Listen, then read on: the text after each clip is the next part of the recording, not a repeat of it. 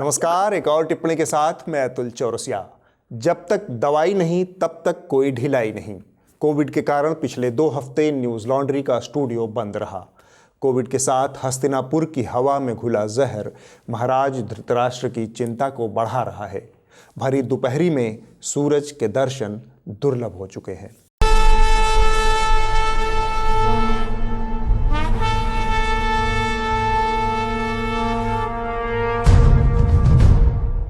धृतराष्ट्र ने संजय से पूछा, हस्तिनापुर की हवा फिर से इतनी खराब हो गई संजय? हवा से ऑक्सीजन और पानी निकालने वाले डंकापति के पास हवा से प्रदूषण को निकालने का भी कोई उपाय है क्या?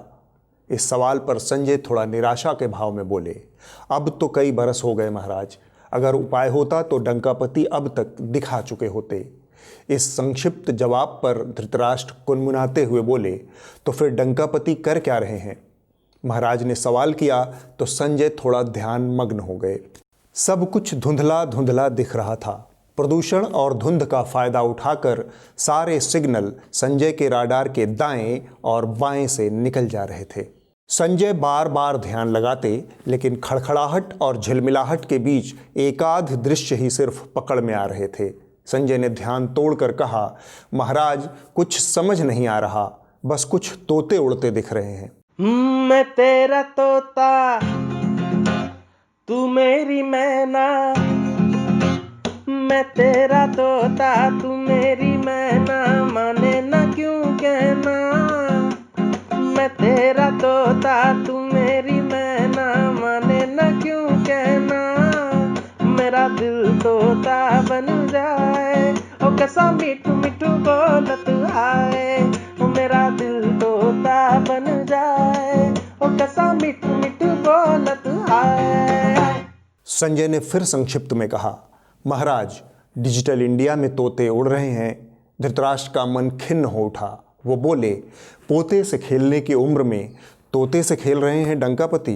यह तो हद ही हो गई। इतना कहते कहते महाराज को गश पड़ गए और वो मूर्छित होकर सभा में ही लुढ़क गए।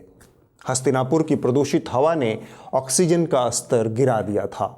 वैद्यराज ने मुंह पर पानी छिड़का तो धृतराष्ट्र की चेतना लौटी और वो लड़खड़ाते हुए उठे और कुछ बड़बड़ाते हुए अंतःपुर को लौट गए। धृतराष्ट्र संजय संवाद में इस हफ्ते बस इतना ही। बीते हफ्ते भाजपा शासित कई सूबों के सूबेदारों ने लव जिहाद के खिलाफ कानून बनाने की घोषणा कर दी। इस मामले में बाकियों से बढ़त बनाते हुए उत्तर प्रदेश के सूबेदार योगी आदित्यनाथ जी महाराज ने लखनऊ में इस बाबत एक अध्यादेश भी पारित कर दिया और इसके साथ ही लव जिहाद की कथित परिकल्पना के ऊपर हमारे खबरिया चैनलों ने महासंग्राम छेड़ दिया। लेकिन आगे बढ़ने से पहले कानपुर पुलिस द्वारा लव जिहाद के मामलों की जांच के लिए गठित एसआईटी की जांच रिपोर्ट को जान लीजिए। संक्षेप में एसआईटी का निष्कर्ष यह रहा, इसके पीछे कोई साजिश या संगठित अपराध सामने नहीं आया है। किसी विदेशी फंडिंग या संगठन का हाथ भी सामने नहीं आया है। 14 में से 11 मामलों में किसी न किसी कानून की अनदेखी हुई है। उसके आधार पर लड़कों के ऊपर कार्रवाई की गई है। 3 मामलों में लड़के लड़की बालिग हैं और आपसी सहमति से साथ में रहना उन्होंने स्वीकार किया है। लगे हाथ आप उन 11 आरोपितों के अपराध जो हैं उनको भी जान लीजिए। किसी व्यक्ति को अपना नाम बदलने की, धर्म बदलने की एक कानूनी प्रक्रिया होती है। वह पूरा करके ही शादी की प्रक्रिया संपन्न हो सकती है। कई जोड़ों ने ऐसा नहीं किया था, लिहाजा उनके खिलाफ कार्रवाई हुई। कुछ मामलों में लड़कियां नाबालिग हैं, इसलिए कार्रवाई हुई। कुछ मामले ऐसे हैं जिनमें शादी करने के बाद उसे स्पेशल मैरिज एक्ट के तहत रजिस्टर नहीं करवाया गया, इसलिए कार्रवाई हुई। यानी ये कार्रवाइयाँ हुई किसी और मामले में, लेकिन चैनलों ने आपको बताया कि ये लव जिहाद के खिलाफ की गई कार्रवाई है। सबसे पहले आज तक के रिपोर्टर की जलेबी छानने की यह कोशिश देखिए। यानी कि नाम बदलकर, दस्तावेज बदलकर और जानबूझकर दूसरे मजहब का बताकर लड़कियों से संबंध बनाए गए, उन्हें प्रेम जाल में फंसाया गया और उसके बाद शादी की गई। कई परिवार परेशान रहे। 14 मामलों में से 11 मामलों में बरामदगी हुई है और 3 मामले शुद्ध तौर पर इस कथित लव जिहाद से मिलते जुलते मामले निकलकर सामने आए हैं। 14 मामलों में से 11 मामलों में बरामदगी हुई है और 3 मामले शुद्ध तौर पर इस कथित लव जिहाद से मिलते जुलते मामले निकलकर सामने आए हैं। देखना यह है कि आने वाले कानून में इसमें किस तरह की कड़ाई बरती जाती है। एक खबर को साफ साफ न दिखा पाने की मजबूरी में जी न्यूज और सुधीर चौधरी क्या क्या जलेबियां छानते रहे, वह भी देखिए। कानपुर में कल ही उत्तर प्रदेश में बनी एसआईटी ने लव जिहाद के 11 मामलों का खुलासा किया है। बहुत सीरियस सवाल है कि क्या लव जिहाद को लेकर कुछ टेरर फंडिंग की भी रिपोर्ट्स है पीएफआई एंगल। एसआईटी रिपोर्ट में जो बातें सामने आ रही हैं उनके मुताबिक ये जो लड़के थे, अगर एक लड़की से किसी लड़के की दोस्ती होती है तो वो लड़का अपने दोस्त की उसकी बहन से या फिर उसके किसी दूसरे दोस्त से दोस्ती कराता था, यानी ये पूरा एक नेक्सस बन जाता था, एक चेन खड़ी की जाती थी। हाईकोर्ट ने अपने फैसले में वर्ष 2014 के एक मामले का भी जिक्र किया जिसमें अदालत ने ये माना था कि शादी के लिए धर्म परिवर्तन करना स्वीकार नहीं किया जा सकता। साजिश, आतंकवाद, विदेशी फंडिंग, गरजिए की जो भी अटकलें आप लगा सकते हैं लगाएं, लेकिन एक अदद एसआईटी की रिपोर्ट पर पूरे कार्यक्रम में चुप्पी साध ली सुधीर जी ने।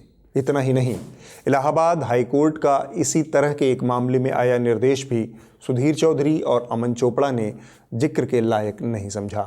सिर्फ लव जिहाद, आतंकवाद और साजिश की फर्जी कहानियों पर सारा जोर लगा दिया और सारा जहर उगलने के बाद एक लाइन में बचाव की चतुराई भी दिखा दी।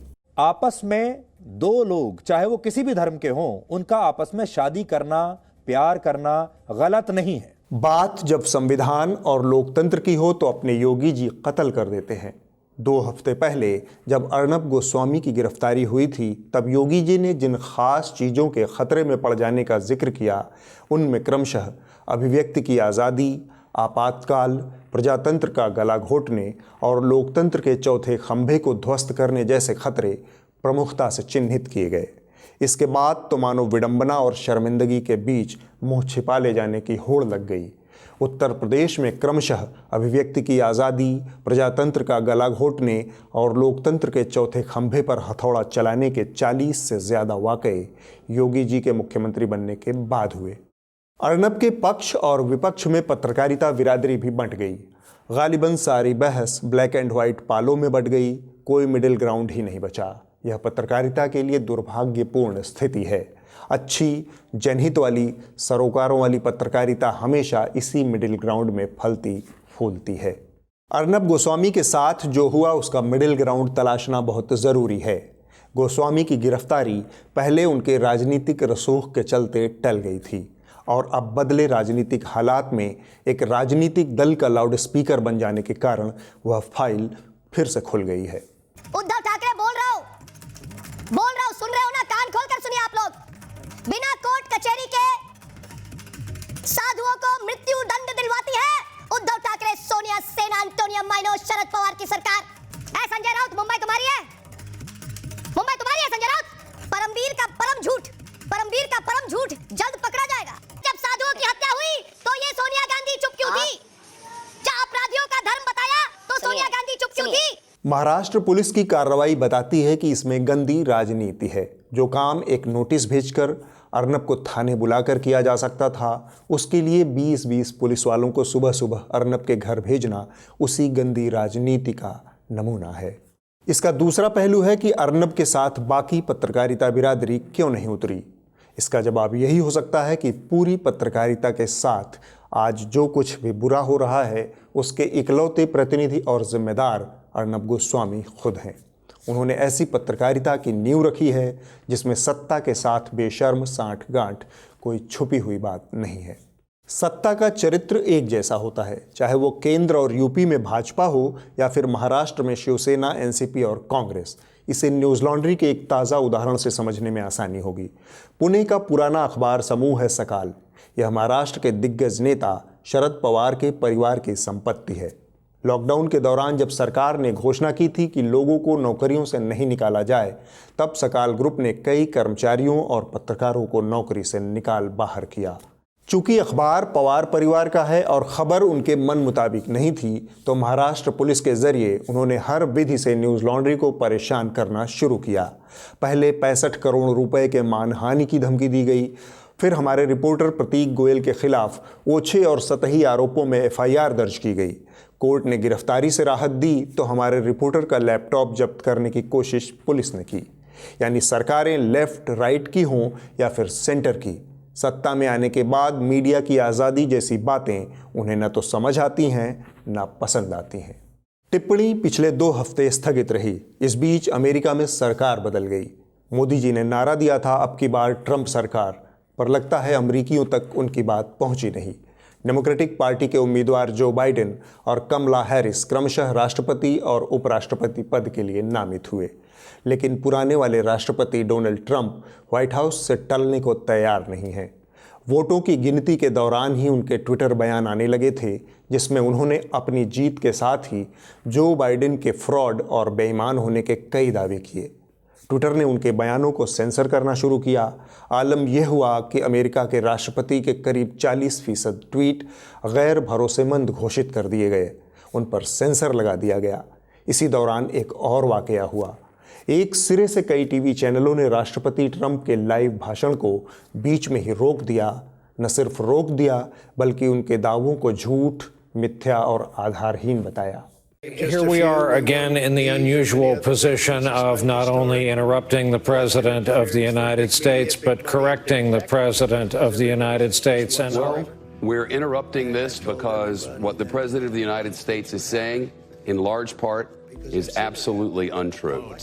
He is talking about something, making an allegation with absolutely no evidence whatsoever. यह अमेरिकी लोकतंत्र में मीडिया का वह ताकतवर चेहरा है जहां तक पहुंचने की भारतीय मीडिया बर वक्त सिर्फ कल्पना कर सकता है।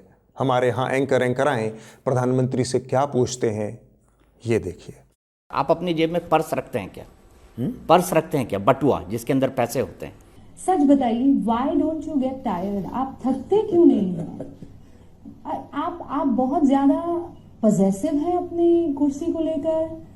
आपको मजा आता है काम करने में या कोई टॉनिक वगैरह आप ले रहे हैं? कभी आप जब हवाई जहाज से बाहर खिड़की की तरफ देखते होंगे तो कभी आपको अपने बारे में भी कभी लगता है आपको, जब आप सोचते होंगे देश के प्रधानमंत्री के तौर पर भी और ऐसे भी, कि आप कहां से होते अब आज आप कहां आ गए? सो मच हुआ है, कितना किया है और क्या बचा है।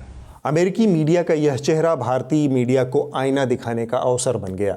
भारतीय मीडिया चाहकर भी अमेरिकी मीडिया की तरह मजबूत रीढ़ का प्रदर्शन नहीं कर सकता, क्योंकि उसके आय का जरिया सरकार का खजाना है और जहां से पैसा आएगा उसके गलत सही पर सवाल करने का नैतिक अधिकार मीडिया वैसे ही खो देगा।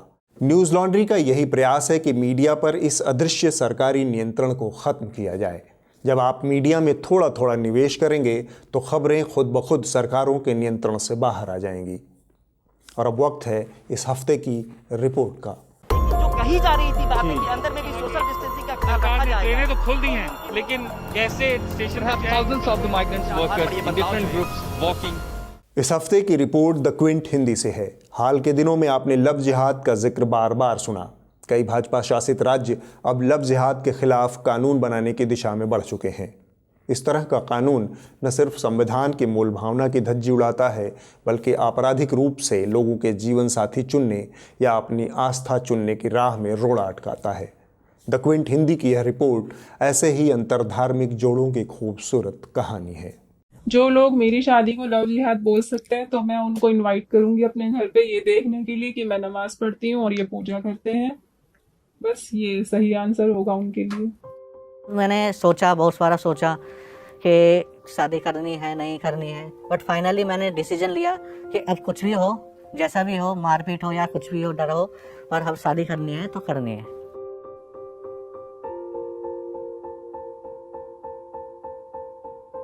बट हम ये नहीं चाहते थे कि हम एक दूसरे को कन्वर्ट करें, हम जैसे हैं वैसे ही एक्सेप्ट करना चाहते थे।